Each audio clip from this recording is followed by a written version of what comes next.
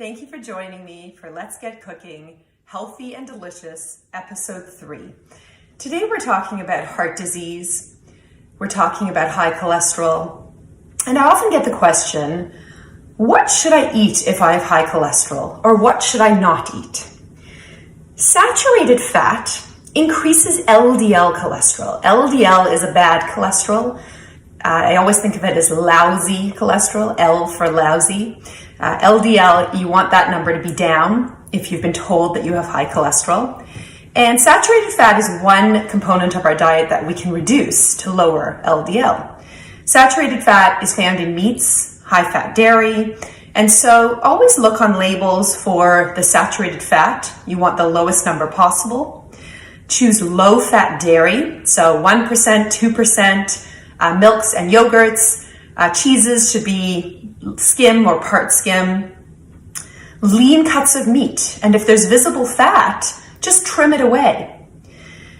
Emphasizing unsaturated fats is good for heart disease. So just the same way that saturated fat raises LDL, and trans fat does as well. Trans fat is a fat that used to be found in those hard stick margarines and a lot of highly processed foods. So that's another number to look for on the label, trans fat. You want 0 of that if you've got high cholesterol. But going back to unsaturated fat does the opposite. It actually lowers LDL. So we want to get that in our diet. LDL can be lowered with things like avocado, which is a monounsaturated fat, nuts, seeds, nut butter, or olive oil, avocado oil, sunflower oil. These are all good fats. So you want to incorporate these in your diet daily. Soluble fiber. Soluble fiber actually forms a gel in your gut and carries cholesterol out. So soluble fiber can be found in oats. It can be found in Metamucil or something called psyllium. Some of you may have heard of that. Ground flaxseed has soluble fiber, and fruits and vegetables have soluble fiber. So again, you want to include soluble fiber daily.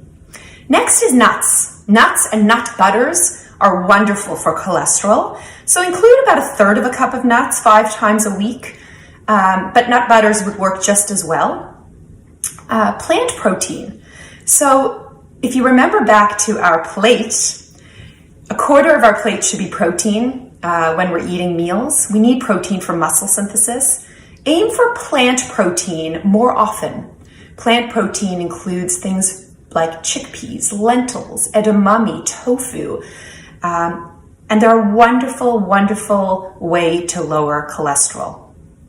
Today we're going to be making oat bites, which includes soluble fiber from our oats and flaxseed. It includes good fat from our nut butter, and it's a wonderful way to add all those nutrients to lower our LDL cholesterol. Let's have a look at our recipe. The ingredients you'll need today for the no-bake oat bites are the following. A bag of quick oats or 1-minute oats. Quaker is an option. As long as it's not the steel cut oats, any no sodium, no sugar brand will do. A honey, ground flaxseed, some chocolate chips or some dried fruit if you prefer that, vanilla extract as an optional add-in, and a peanut butter that is natural, such as this Kraft one, an almond butter, and if there's a food allergy, a nut allergy rather, you can choose a seed butter, such as sun butter or wow butter. The first thing we're going to need is some Quaker oats or any brand oats that has no sugar or no sodium. We're going to need 2 cups of this. Just choose a baking bowl of choice and put that in. The next thing we're going to need is 1 cup of any natural seed or nut butter. I have natural almond butter. I have a natural peanut butter. The only ingredient is nuts, and you're going to get 1 cup of this. Here's my 1 cup of nut butter. I've used a combination of almond and peanut butter, but you can use any butter or seed butter, nut butter or seed butter of choice. Next, my recipe calls for 1/4 of a cup of ground flaxseed. So ground flaxseed is available at the Bulk Barn. It's available at most grocery stores. And I'm going to measure out 1/4 of a cup. Always be sure to store this in the fridge or freezer. I'm going to dump that in. I'm going to use 1/4 of a cup of honey next. So let's just get that honey in there. The honey is what you need to get the oat bites to stick together. Don't try and use syrup for this because it's not sticky enough. And last but not least, I'm going to put in my chocolate chips. Optional in this recipe is a teaspoon of vanilla extract.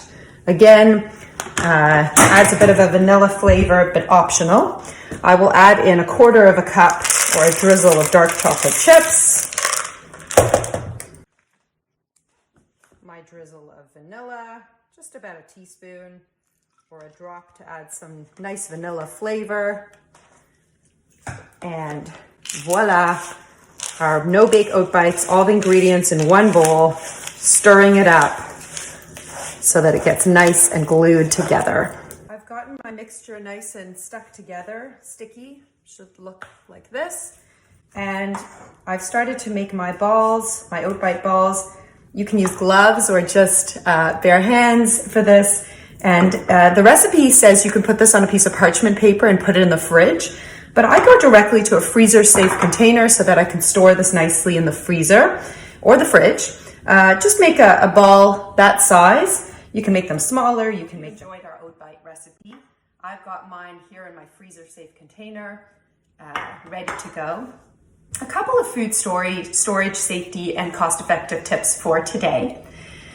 These oat bites are a wonderful quick breakfast. So if you're in if you're in a pinch for time, you could grab one of these out of the fridge or the freezer and have it with a tea or coffee or even a glass of milk for extra calcium and protein. Remember, the oats has the soluble fiber, and oats is actually never processed. So oats can be steel cut, it could be quick oats. You don't want to use steel cut oats for this recipe because it's too hard. You won't be able to digest it or chew it. So you want to use a quick oats, instant oats, large flake oats, any oats that doesn't have any sodium or sugar. If you're allergic to nuts, please go ahead and use a seed butter for this recipe. So there's Wow butter, which is a soy butter. There's Sun butter, which is a sunflower seed butter. So you can have this as well. Always store peanut butter in the fridge, upside down. If you store it upside down, all the oil doesn't sit at the top, and you won't have a hard time spreading it when you take it out. But always store it in the fridge once it's open because it has the ability to grow a mold, and you don't want that growing in your peanut butter. Ground flaxseed is always better than the raw seeds, remember, because if you eat the seeds, they go in and come out the same way. So you want to absorb the good fat, the unsaturated fat from the flaxseed and the soluble fiber. These bites are not recommended if you're having trouble chewing or swallowing or your dentures are ill-fitting because they're sticky. So you can have these deconstructed. You can have all these foods in a bowl if you're having trouble chewing or swallowing or your dentures don't fit well. You just put the oats in a bowl, you add your hot water or your milk, drizzle your nut butter on top, sprinkle your flaxseed, drizzle a bit of honey and chocolate chips, and voila, you've got the oat bites, but in a bowl. Some other tips to make foods easier to swallow, bite, or chew. Thicker liquids are sometimes easier if you're having trouble swallowing. Chopping, mashing, or pureeing your foods. Use a fork, a blender, or a food processor for this. Add gravy or sauces to your foods if you're having trouble swallowing. Moistening foods is much easier. Try different food textures and see what you can tolerate. Thank you for joining me today. I hope that you enjoyed our session and you can all work towards lowering your cholesterol. Wishing you a day filled with healthy eating.